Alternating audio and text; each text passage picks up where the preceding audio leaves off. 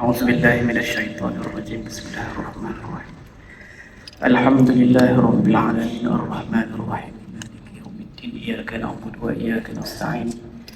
اهدنا الصراط المستقيم صراط الذين أنعمت عليهم غير المغضوب عليهم ولا الضالين. أعوذ بالله من الشيطان الرجيم. بسم الله الرحمن الرحيم. الحمد لله رب العالمين والصلاة والسلام على أشرف الأنبياء والمرسلين وعلى آله وصحبه أجمعين. Ya Allah, Engkaulah Tuhan yang memiliki segala kepujian. Engkaulah Tuhan yang berhak menerima segala kepujian. Engkaulah Tuhan yang berhak menerima segala kesyukuran. Engkaulah Tuhan yang memiliki segala pemerintahan. Di tangan Engkaulah segala kebajikan, dan kepada Engkaulah kembali segala kemuliaan. Ya Allah, Ya Ghaffar, Ya Rahim, pada petang yang penuh dengan keberkatan ini kami menadah kedua tangan kami memohon keampunan kepada-Mu, Ya Allah. Engkau ampunkanlah dosa-dosa kami.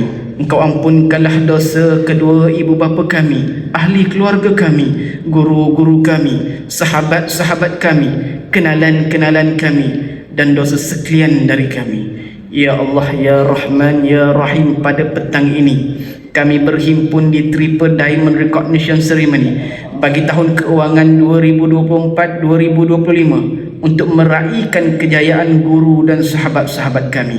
Maka dengan penuh kerendahan diri kami mohon agar Engkau lindungi perjalanan majlis ini dari awal sehingga ke akhirnya. Engkau cucurilah rahmat serta keberkatan pada hadirin yang ada bersama dengan kami pada petang ini. Ya Allah, Ya Fattah, Ya Wahhab, pada petang ini kami mohon dengan sebenar-benar permohonan kepada-Mu.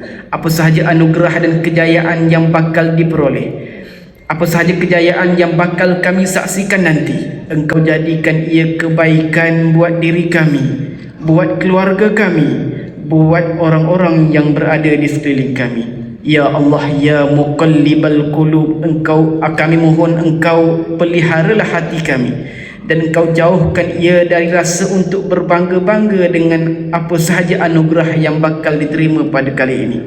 Hakikat apa sahaja kejayaan yang diperolehi pada kali ini bukanlah hanya disebabkan usaha kami semata-mata, bahkan ia datang bersama doa-doa kedua ibu bapa kami, orang-orang soleh di sekeliling kami, dan ia hadir bersama pertolongan-Mu, Ya Allah.